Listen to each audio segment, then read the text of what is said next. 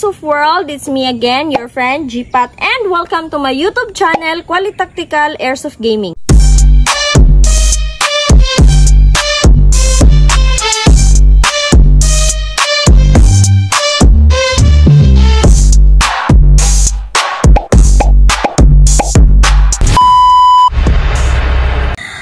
Guys, as you can see, nandito tayo ngayon sa Quali Tactical Airsoft Game Site at dito natin susubukan yung ating Wii IREX 6.0 with full auto. Wow!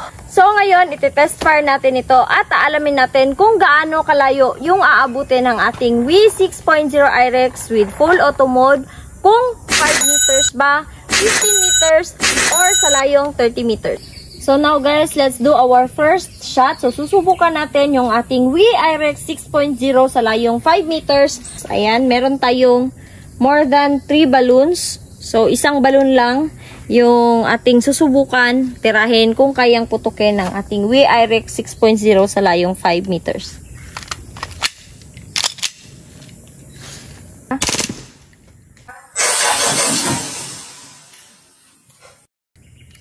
Nice.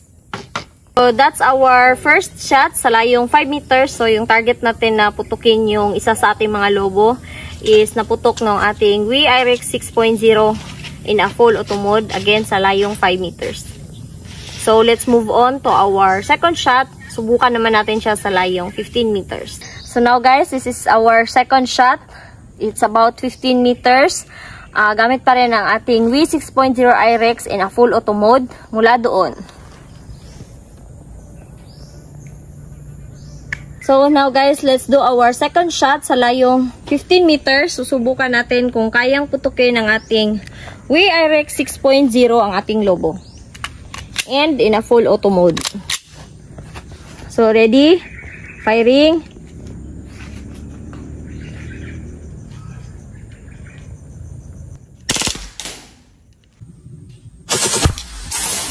So that's our second shot sa layong 15 meters. Ayan, so pumutok po yung ating lobo. And let's move on to our third shot. Subukan naman natin siya sa layong 30 meters kung kaya pa rin niyang putukin yung ating lobo. So now guys, our final shot is about 30 meters mula sa ating kinaroroonan. And finally, let's do our third shot sa layong 30 meters. Susubukan natin kung aabot pa rin yung ating tira gamit ang ating Wii 6.0 IREX in a full auto mode. Firing.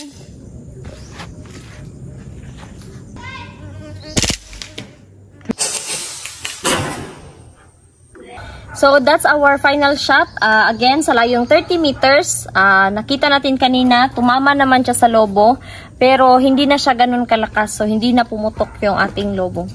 So that is our final test fire sa layong 30 meters gamit ang ating Wii 6.0 IREX in a full auto mode. So that's all for our distance test para sa ating Wii 6.0 IREX with full auto mode. So if you love watching my airsoft videos, please don't forget to leave your opinions and suggestions in the comment section below. And please don't forget to subscribe, like, and hit your notification to keep you updated on my future airsoft videos. Bye!